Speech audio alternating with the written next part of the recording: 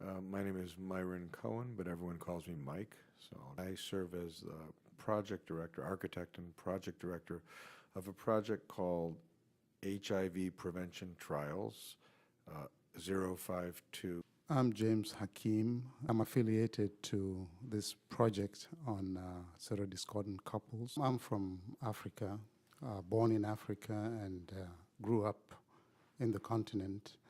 And my training, initial schooling and medical training and specialization was all in Africa.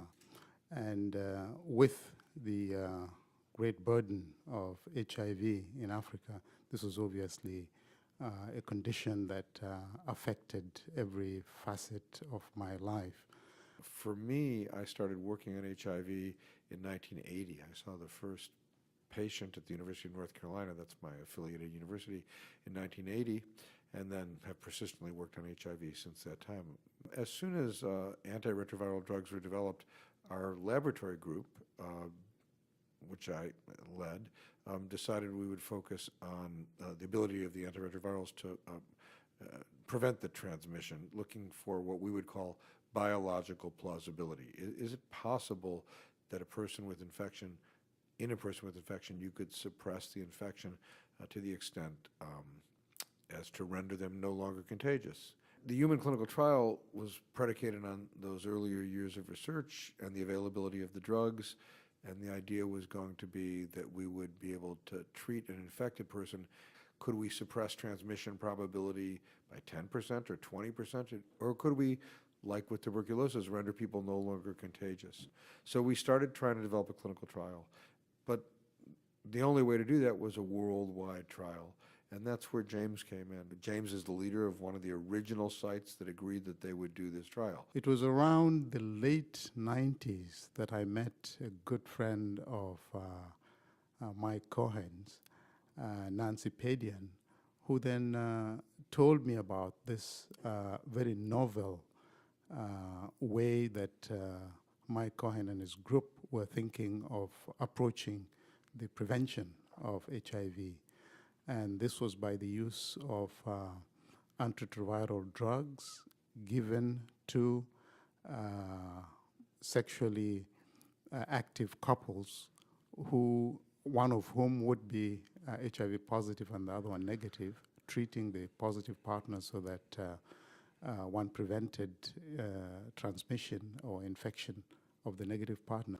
This was an extremely difficult process in many countries because people did not test together, and one had to identify opportunities where this kind of testing was possible, and there was also quite a lot of social and psychological issues that came about when you informed a couple that one of you is positive and one is negative. As we decided with HPTN 052, we got permission from the U.S. National Institute of Health to design the study, and that was around 2000. And that's when a team that included James and investigators from South America and the United States, Thailand, India, this team got together and demonstrated the interest, but I don't think any of us realized the degree of difficulty. First, we quickly realized we would need several thousand couples in which one person could be treated and another was HIV negative in those couples, and we'd have to randomize the couples in an ethical way so that everyone would ultimately be treated, but we could delay treatment in one arm. So the ethics of the study took us a great deal of time. In 2007, we started enrolling the study, and the study was fully enrolled by 2010. We got to 2011. We, at the sites where the study was being run, we were not aware that our lives were going to change. Our thinking about use of antiretroviral drugs for prevention was going to change because the study was meant to run up to 2015. And but then when Mike and team, after meeting with this oversight group, began to give us a sense that something big was about to be announced, there was a lot of anxiety. And we have an oversight board called the Data Safety and Monitoring Board, and they see the data, and this includes statisticians and lawyers and ethicists and scientists. We meet with them every 6 months, but they never told us anything, basically, over 10 years. And on the 28th of April, on our essentially our 10th meeting with them, I went in the room where we go to get kind of the results of their deliberations. They said, we have a recommendation, but we can't really tell you the recommendation. The NIH will tell you the recommendation. And the NIH then told us the recommendation, and the recommendation was that we should make the results public. And the reason that they wanted us to make the results public was that in the first 2 years of the study, we had essentially, by treating the infected person, essentially eliminated transmission of HIV. And there was a 96% benefit over about 2 years, which was a shock to us because that's a magnitude that's rarely realized in experimental science. And one of the most exciting moments for me, like in my entire career. As they say, the rest is history. When we're told that the results were positive and the success figure that was quoted was 96%, we're all extremely excited, and we knew that this was an exceedingly great journey we had gone through, and the result was going to have a big impact as far as treatment as prevention is concerned. Personally, had no idea exactly how this would be received by the scientific or public community. And I remember telling the people at the University of North Carolina where I work, there might be some publicity around work I've been doing with about that degree of gravitas. But by the end of the 11th, I realized I had underestimated the level of interest in this, because that night this became news on every channel in the United States, every news channel, and there were thousands of news stories in newspapers all over the world. There was a lot of excitement, and all the research sites obviously got together the research participants and told them the results of the study. And those who were in the group that did not get treatment immediately were offered treatment because of the benefits that were shown in the study. And the majority of them, I would probably say 90% or so, immediately took up the offer of getting treatment to benefit their partners, their HIV-negative partners. I have no doubt that the 052 study result was catalytic. Now, how do I know that? Because immediately, two very large organizations started working on policy changes. The U.S. Presidential Plan for AIDS Relief, Emergency Plan for AIDS Relief, PEPFAR, started by President Bush. They formed a committee that was called the 052 PEPFAR Committee that did nothing but look at the results of 052 and how PEPFAR policy should relate to HPT and 052.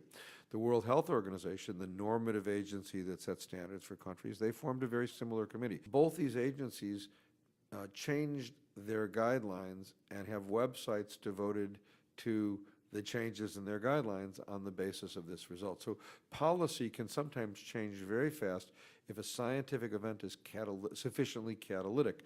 And I think that we help to play that role. The challenge is obviously that accompany a study like HPTN 052, where the emphasis is on treating people when they're still healthy.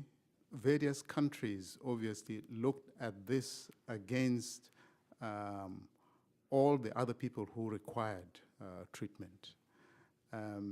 From that perspective, there were challenges that governments obviously brought up and said, how shall we then ensure that there are sufficient resources to be able to treat both individuals in the category of the study that you've worked on and those who require immediate treatment. That is something that governments are wrestling with. This all leads then to a whole nother consideration. Can we treat enough people in a country or in a location to actually change the nature of the epidemic? Because we know at an individual couple level that we see this benefit, and that we know that couples who are adherent to that if the infected person is adherent to their medication, there's every reason to believe that for a very long period of time there'll be no transmission event to a sexual partner. But can enough people be treated in these kind of settings that we'll see a population level decrease? We have glimmers of this already, and we'll see in the next few years whether the ultimate goal of some of this research will be realized. When I started, I actually managed some patients in an iron lung that had recovered from polio and were living the rest of their lives in an iron lung. And I managed lots of infectious diseases that really don't exist anymore. And then we've had our own scientific results that are so satisfying. It makes you actually believe that you can see the beginning of an epidemic and the end of an epidemic in one lifetime. It has been an incredible journey. There were many people, many players in this study, many stakeholders at various levels. But I think that one must admit that without having a conductor who really leads such a fantastic orchestra, it's often impossible to get the kind of melody, the kind of music that you eventually listen to and savor and enjoy.